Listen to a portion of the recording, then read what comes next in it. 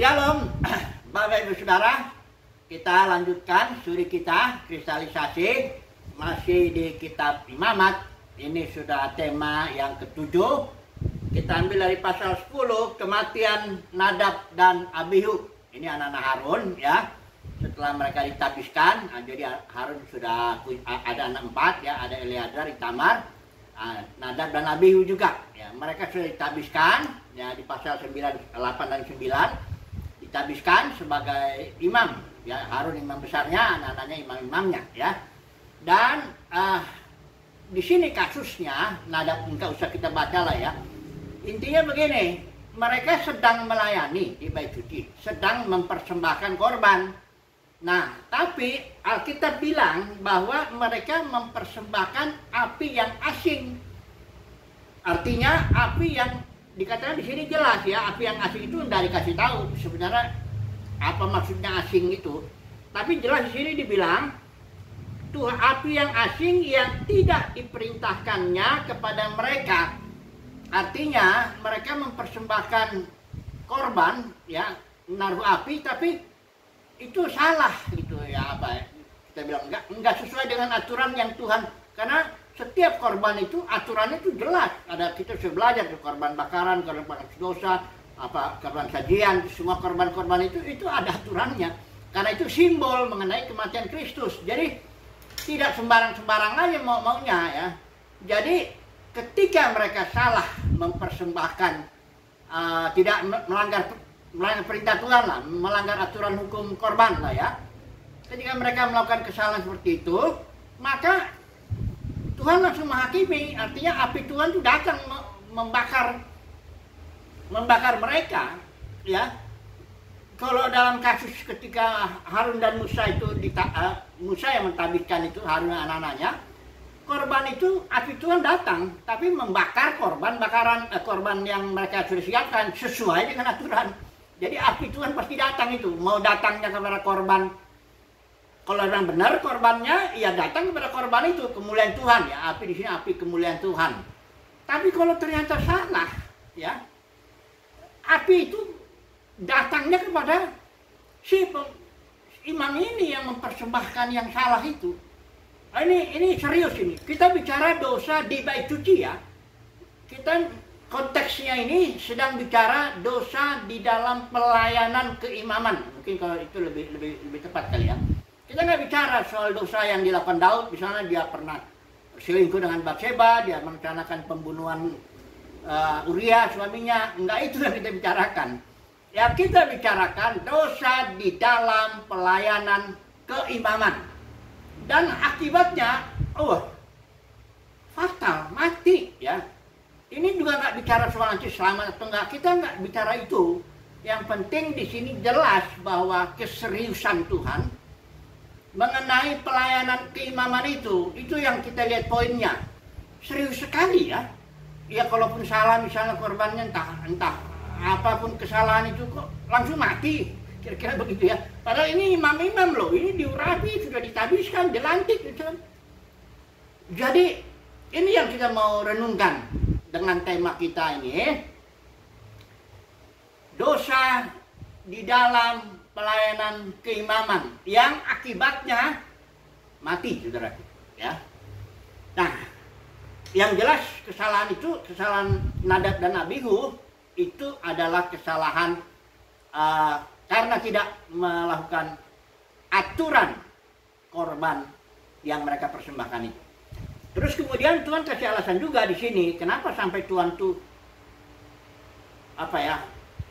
mati begitu ya. Nah, di sini dijelasin sama ini di ayat 3. Berkatalah Musa kepada Harun, inilah yang difirmankan Tuhan kepada orang yang karib kepadaku, yang dekat maksudnya.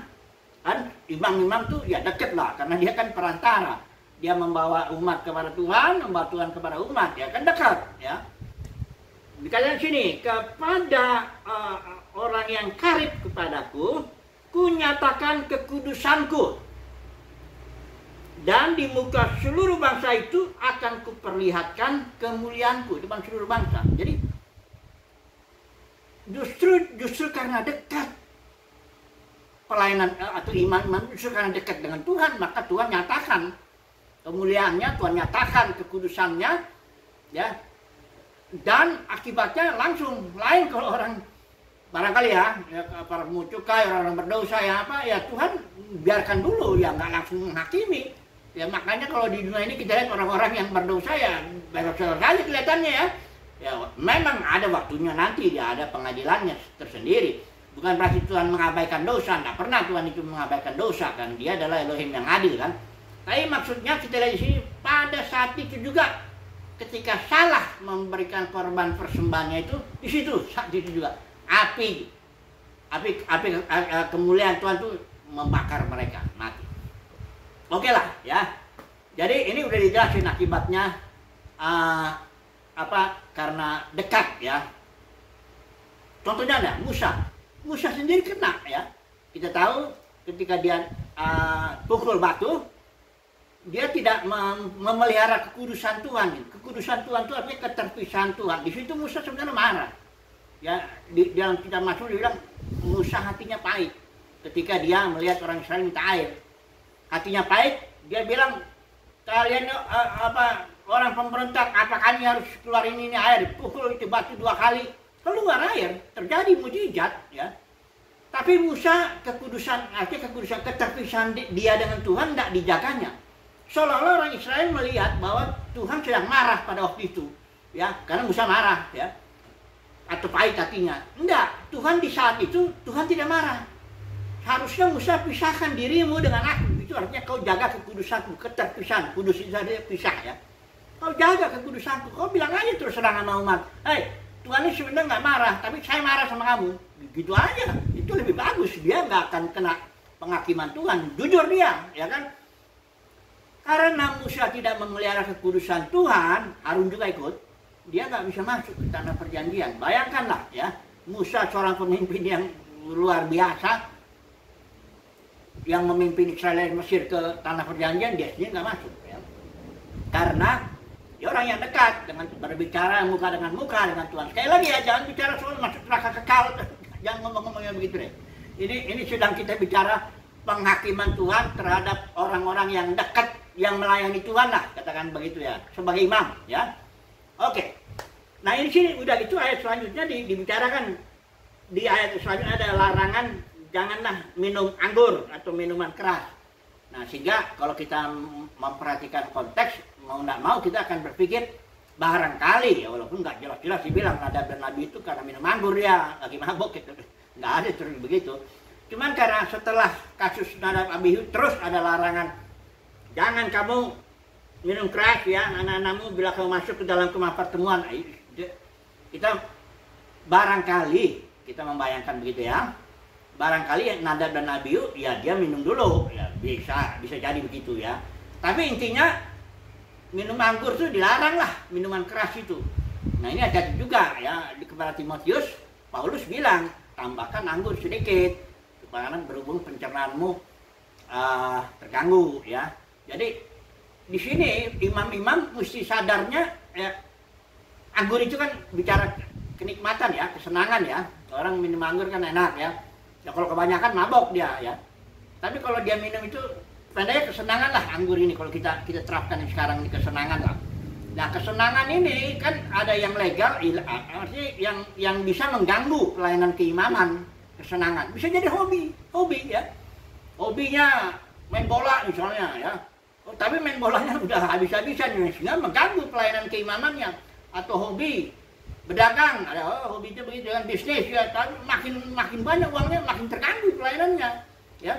Atau apapun juga yang kecil-kecil, bahkan minum yang tertentu yang membuat pendeknya kesenangan-kesenangan yang sebenarnya wajar dilakukan oleh orang-orang yang tidak ada panggilan keimaman. Tapi bagi kita yang dapat panggilan keimaman itu bisa menghalangi ya, apapun deh, masing-masing pribadi beda-beda lah ya. Karena kesenangan tiap orang kan beda. Kesenangan musik, kesenangan melukis, kesenangan beda-beda kesenangan kita, sehingga ini nggak bisa digeneralisasi gitu ya. Oh nggak boleh begini, nggak bisa begitu. Masing-masing lah di hadapan Tuhan, kesenangan apa yang membuat aku jadi nggak fokus lagi ke dalam pelayanan keimamanku, kira-kira begitu ya. Kemudian ada lagi satu bagian konteks masih dari pasal 10 ini mengenai bicara bagian imam. Imam punya hak ya dari persembahan korban itu. Nah, ini ada kasus di mana musyawarah sama ini ayat, saya baca aja dulu ya. Ayat 17 ini ya, pasal 10. Mengapa tidak kamu makan korban penghapus dosa itu di tempat yang kudus? Bukankah itu sesuatu bagian Maha Kudus dan Tuhan memberikannya kepadamu? Jadi ini bagianmu, memang hak kamu ya, data kamu dalam melayani Tuhan ada apa ya, kasusnya ini ya, dia daging itu ya dimakan ya. Nah kemudian Harun bilang Harun nggak makan ya, juga namanya juga begitu, tapi kenapa Harun kasih alasan? Ada terjadi sesuatu, kita juga nggak tahu alasan ini apa. Dikatakan Harun bilang ini.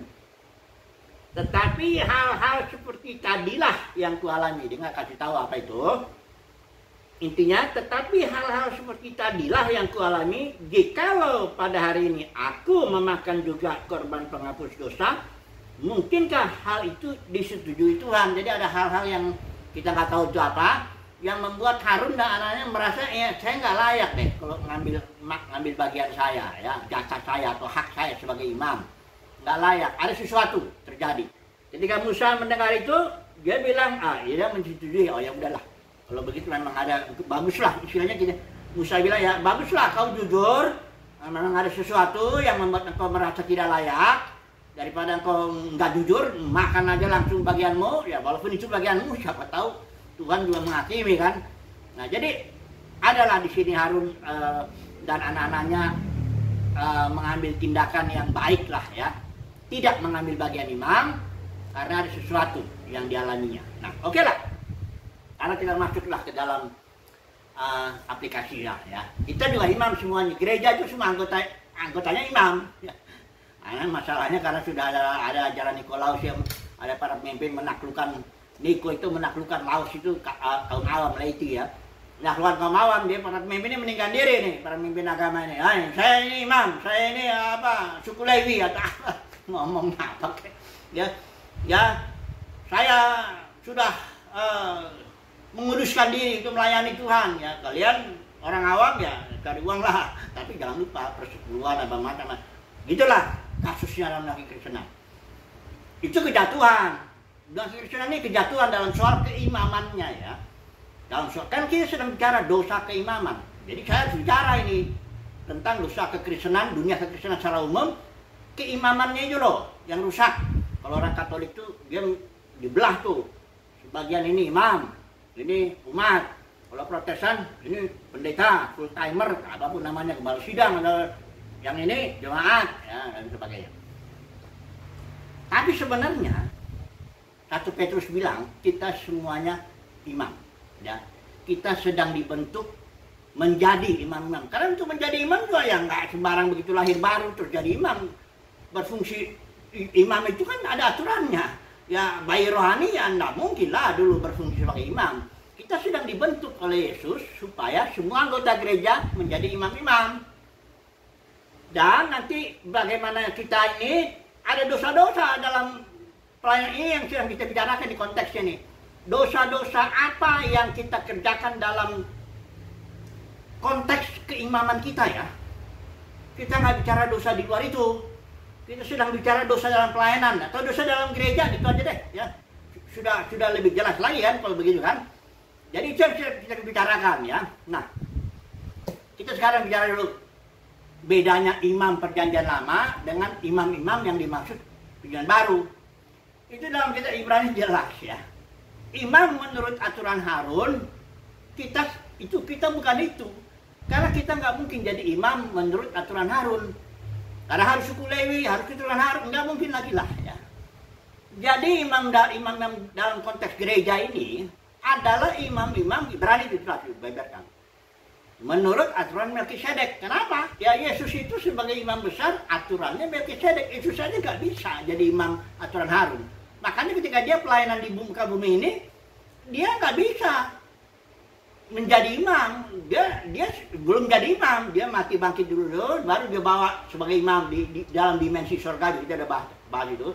Dalam tabernakel surgawi, bukan dalam bait suci, karena imam itu ada aturannya. Kalau harus di bait suci Yerusalem, itu harus di tempat yang ditetapkan Tuhan. Jadi Yesus itu beda, dia imam besar. Tabernakelnya atau kemah sucinya adalah dimensi surgawi, dan dia bawa darahnya, itu darahnya sendiri. Itulah imam besar Yesus itu, di mana kita akan menjadi perintis, bahkan dikatakan ya. Perintis itu artinya kita akan menjadi imam-imam juga seperti imam Yesus itu, seperti Yesus itu. Ya, kalau Imam Harun ini imam besarnya hanya masuk ke bait suci kan sekali setahun, ke ruang kudus, ya, ruang kudus ya. Imam-imam lain nggak boleh. Kalau di aturan Melkisedek ini justru kita perintis, kita akan masuk juga ke ruang kudus. Ya, Yesus sedang mendidik kita, mendisiplin kita. Nah, sekarang saya masuk lagi. Aturannya apa? Nah, ini penting nih, jangan kita pikir aturan kita aturan hukum Taurat. Jelas bukan. Imam Harun, imam aturan Harun, jelas hukumnya hukum Taurat, jelas itu. Iya, ini salahnya salah satu Nadab Abihu gagal yang mencati itu hukum korban secara khusus, mati dia. Nah, apakah hukum yang berlaku dalam keimaman Melkisedek? Ini kadang-kadang dan kekerasan masuklah hukum persepuluhan, masuklah hukum buah sulung, nah itu karena duit ya. Nah, masuk. Nanti saya mau terus terang di situ lah. Jadi hukumnya jelas dalam Melkisedek ini di pasal saya udah baca itu adalah hukum hayat atau hukum hidup yang tak berkesudahan itu, zoe istilah Yunaninya, itu hukum itu. Jadi ketika kita lahir baru sebagai anggota gereja dipanggil, maka dapatlah kita hayat atau hidup zoe yang berupa benih, dan kita harus bertumbuh di dalam itu, ikutin aturan atau hukum benih zoe itu. Dalam apa? Bukan dalam kemah suci atau baik gedung denominasi, bukan itu. Karena kita kemahnya tuh surgawi. Kita warga negara surga di sana, jadi kemahnya beda. Kita hidup kita tersembunyi bersama dengan Kristus itu di surga itu maka itu bahkan kita sudah didudukan di sana. Kita mengikuti dalam kehidupan sehari-hari ini. Jadi mengikuti hukum hayat dalam kehidupan sehari-hari. Itulah hukum keimaman aturan Melkisedek. Saya ulangi lagi. Kita mengikuti pimpinan Kristus dalam batin kita, hayat Kristus itu zoe. Dalam kehidupan sehari-hari, itulah pelayanan keimaman kita yang menurut aturan Melkisedek. Bukan di gedung ini atau gedung itu, bukan di sini. Makanya Yesus bilang sama perempuan Samaria kan, ada saatnya perempuan Samaria kan masih mikir secara konteksnya lama. Kalau orang Samaria itu dia bilang di Gunung Gerizim. Kalau orang Yahudi bilang kalau dia di Yerusalem. Yesus bilang ya itu hanya konteks saja, hanya simbol aja. Nanti akan sudah datang saatnya. Orang yang beribadah, ibadahnya nggak lagi di gedung ini, di tempat ini, caranya begini atau ritual ini, ngasih persepuluhan, buah sulung lah, nggak ada lagi itu. Itu sudah dikenapi, kalau sudah 17 dan pengenapannya Kristus dalam batin. Itulah hukum yang harus kita ikuti, itulah ibadah dalam roh dan kebenaran. Kebenaran itu arti realita ya, bukan simbol. Jadi pelayanan kita sebagai aturan keimaman Melkisedek, hukumnya hukum hayat, hukum Kristus dalam batin. Itu makanya Paulus bilang bagiku hidup adalah Kristus. Dia mengikuti aja pimpinan Kristus. Itulah pelayanan. Ya, enggak dalam konteks gereja pelayanan itu bukan memberitakan Injil saja, atau memberitakan Injil pun harus ada salahnya kalau nggak dilakukan sesuai pimpinan roh. Bayangkanlah Paulus dan timnya. Coba baca di Kisah Para Rasul.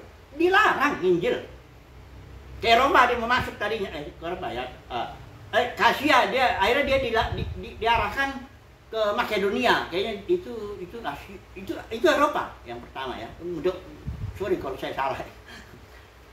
Jadi dia dilarang, intinya gini, dia dilarang, jangan kau lakukan pekerjaan penginjilan di situ, aku nggak suruh kamu ke situ. Nah kalau dia Paulus ngotot, enggak, saya merasa ini bagus, ini ada ladang, ini memenangkan jiwa, ya itu namanya pelanggaran. Ya itu kayak Nadab Abihu ya.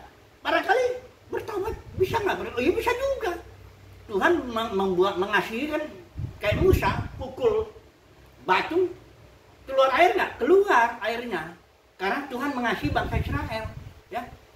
Tapi Musa sendiri salah, gitu. Justru dia berdosa itu dalam melakukan pelayanannya itu. Sama, untunglah Paulus taat ya, ditaat. Ada juga saatnya dia nggak taat. Ketika dia terakhir di dalam perjalanannya, dia dinasihatin oleh Roh Kudus, membisik murid-murid, bilang Paulus jangan ke Yerusalem, nanti malah dia terjebak dengan banyak masalah di sana, ya. Dan bukan kehendak Tuhan lah. Gitu. Tapi Paulus begitu semangat, ya, aku mau mati pun di Yerusalem, aku rela. Ya udah susah dinasihatin Paulus di situ, ya udah, jalanlah ke dia. Nyatanya dia nggak mati di Yerusalem, malah dia bawa ke Kaisar apa semuanya, bawa ke Roma, penjara dulu di Roma 2 tahun ya. Di situ Lukas berhenti mencatat pelayanan Paulus ya. Walaupun sebenarnya kalau kita selidiki itu Paulus keluar lagi dari Roma itu. Bahkan dia keliling di Pulau Kreta, bahkan dia nulis surat 1-2 Timotius, Titus dan sebagainya. Intinya hukum atau aturan dalam pelayanan keimaman Melkisedek itu adalah hukum atau aturan hayat atau Roh Kudus yang dalam batin kita. Kita dibentuk oleh Yesus untuk menjadi orang-orang yang mengikuti pimpinan Roh Kudus. Paulus kalau udah tingkat aku tawanan roh, aku nggak tahu mau jadi apapun aku di sana sesuai dengan Roh Kudus suruh aku. Mau mati, mau penjara atau aku nggak peduli nyawa. Wah ini udah tingkat ke situ dia. Intinya itu ya, ibadah sekali lagi ya, ibadah keimaman, katakan kayak bilang ya, ibadah keimaman menurut aturan Melkisedek adalah ibadah yang dipimpin Roh. Tidak ada lagi ritual, tidak lagi harus di gedung ini, harus begini supaya imanmu bertumbuh, apa harus kasih persepuluhan supaya kau nanti diberkati. Nah ini saya waktunya ini saya bagian terakhir saya mau terus terang dulu nih sebelum Yesus ya terus terang. Coba dulu kita baca Matius 7 ya kali ya, terakhir ini ya. Ini dosa dalam pelayanan keimaman ya, itu konteksnya ya. Saya nggak bicara dosa yang lain ya. Alkitab sedang yang kita bahas ini dosa dalam pelayanan ya, dosa dalam pelayanan ya. Dan dosa itu dilakukan oleh imam-imam. Kadang Nadab dan ya nggak mungkin yang bukan imam bisa melakukan dosa keimaman, enggak. Hanya orang yang sudah dipanggil Tuhan mendapatkan hayat lahir baru, Kristen lahir baru lah. Dosa itu yang sedang kita bicarakan di sini ya. Dulu saya baca dulu Matius 7 ayat 2-3. Di sini kan begini. Setiap kita gereja anggota yang adalah iman menurut aturan Melkisedek, kita akan menghadap pengadilan Kristus siapapun juga kita.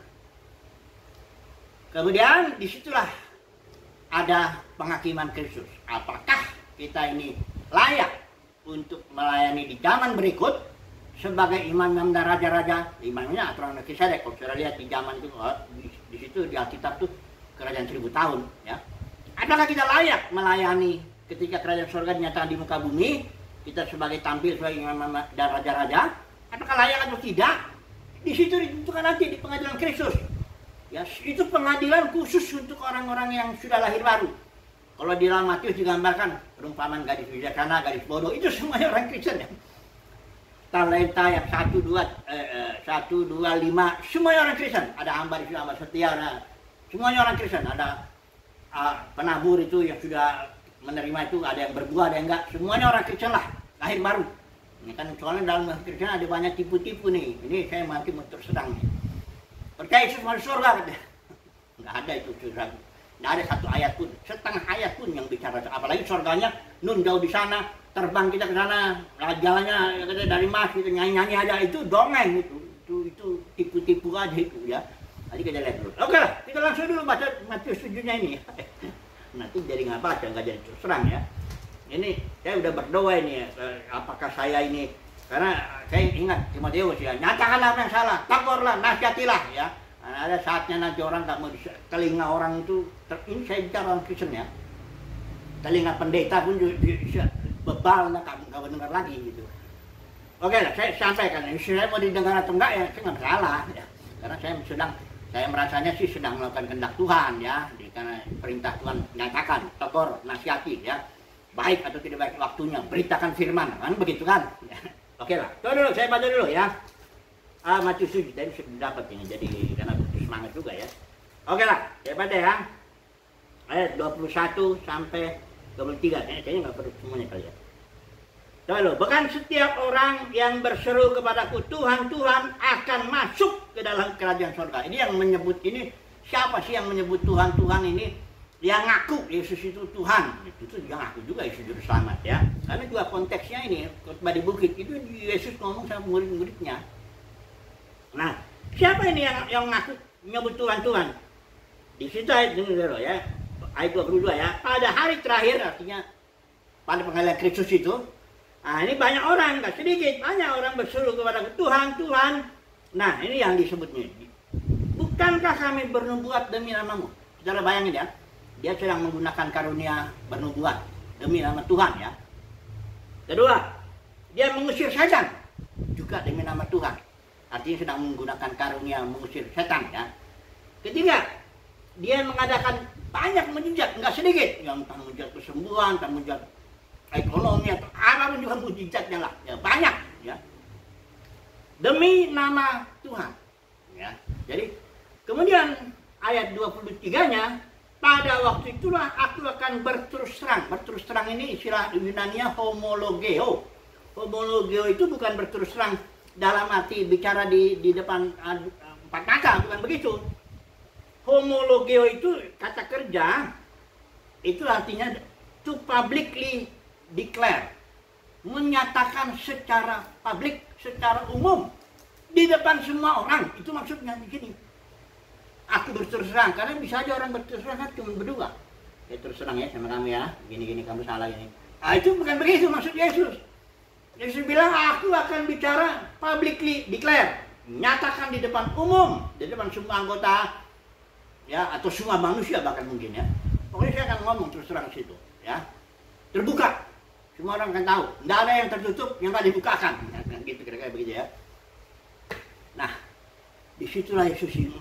Yesus nggak bilang, engkau nggak bernubuat demi namaku, engkau bernubuat demi nama setan. Atau misalnya Yesus nggak bilang juga, engkau nggak bikin mujizat demi namaku, engkau bikin mujizat demi nama setan, apa tuh Tuhan kontek itu aja, nggak gitu.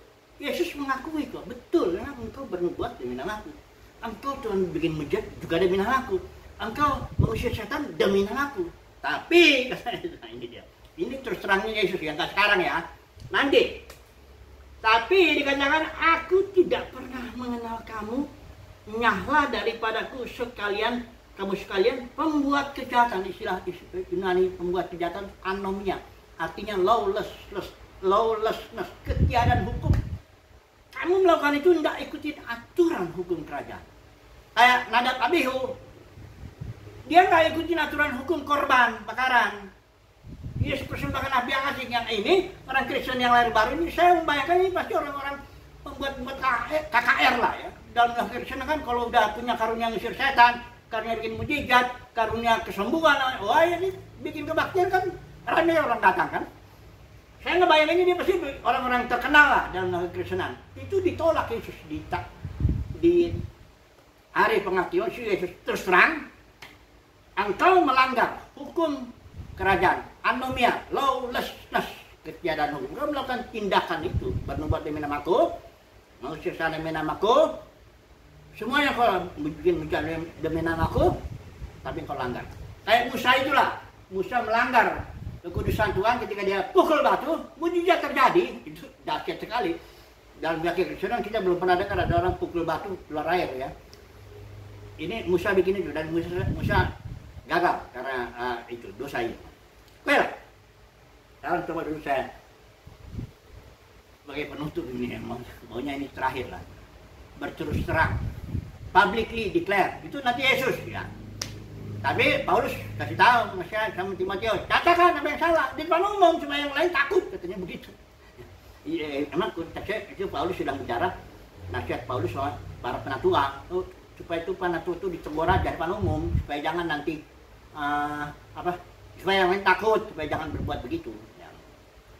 Oke lah, saya terus terang dulu dalam dunia kekristenan ini ya, karena saya kan orang yang di luar itu, luar dunia kekristenan. Saya nggak ada jabatan apapun dalam kekristenan, saya tidak ada gaji atau apa PKPK lah, karena udah gak diundang lagi itu. Ini ngomonginnya bukan karena iri ya, bukan. Justru bersyukur saya karena memang di kitab Ibrani dijelaskan kita punya mesbah di luar perkemahan, di luar dinasti Kristen. Karena gini, dalam dinasti Kristen ini banyak tipu-tipu para pemimpin agama ini. Ya, salah satu tipunya saya bilang aja lah hukum persepuluhan. Itu tipu itu. Kenapa? Kok nggak terus terang aja bilang itu? Oh, ini kan gereja saya, ini kan gedung saya kan suka kasih firman. Kau semangat, kau dapat berkat, ya bayarlah di sini. Lebih bagus gitu aja, terus terang aja daripada hantu Yesus yang terus terang. Ya, karena di keimaman Melkisedek udah jelas beda hukumnya, nggak ada lagi hukum persepuluhan, hukum nggak ada lagi. Ya, kenapa nggak terus terang aja lah bilang ke jemaat saya butuh uang untuk hidup saya, untuk pelayanan saya. Kayak Pak ini saya sebut lagi terus terang ini, ya pendeta Gilbert Lumendong itu dia terus terang di satu sisi bagus ya terus terang. Kali ini begini, kalau ada makan di restoran Padang, kan ada bayarnya di situ, makannya di situ ya bayar di situ. Karena ada orang yang nanya, boleh nggak saya makan ngasih persepuluhan saya di gedung gereja yang lain gitu. Gilbert bilang nggak bisa dong, lu makannya di situ, masa dia di rumah makan lah. Jadi terus terang loh Pak Gilbert ini bagus itu satu sisi, ya terus terang aja ya. Kalau you dapat berkat di sini, dapat firman di sini, ya nggak semuanya, bayarnya di sini dong. Nah kan gitu, udah nggak apa-apa, terus terang aja daripada tipu-tipu. Oh kita ini hukum persepuluhan masih berlaku apa semuanya begini. Ya, ini satu lagi, pendeta Ezra Soru. Nah ini saya lihat di YouTube ya kan. Dia bilang dia samakan begini. Kalau dia bilang persepuluhan boleh diberikan ke gedung, misalnya ini ada satu gedung gereja denominasi yang itu kebanyakan uang, itu ada yang kekurangan, boleh kasih situ persepuluhan karena nanti kan diatur sama masing-masing anggota ya, pengurusnya untuk bagi-bagi ke mana yang perlu. Ya kayak gitu ya, boleh kata pendeta Ezra Soru. Ya alasannya begini, dia bilang kalau di Yerusalem dulu bait suci itu cuma satu, ya memang bait suci cuma satu ya. Sinagoga itu bukan bait suci, itu cuma tempat berkumpul orang Yahudi untuk belajar Taurat ya, berkumpul. Itu satu, persepuluhan harus kasih ke situ, nggak bisa nggak boleh ngasih persepuluhan kemana-mana. Korban pun harus di situ, semuanya pokoknya. Tapi kalau sekarang katanya dia bilang gini, Ezra Soru yang bilang, sekarang tuh gereja tuh kan banyak, dia samakan gedung denominasi dengan ini dan dia mengutip itu. Bait suci. Dia bilang sekarang banyak. Dia bilang ini tipu-tipu nih. Ini gedung denominasi ini bukan gereja nih. Ini pecah. Ini bukan. Lagian gereja juga bukan ini orang kok yang justru dulu bait suci ya gedung. Sekarang ini orang. Dan orang itu adalah organisme itu ya gereja mula-mula nggak ada gedung-gedung begini bayar ke sini nggak ada itu. Ini tipu-tipu juga nih.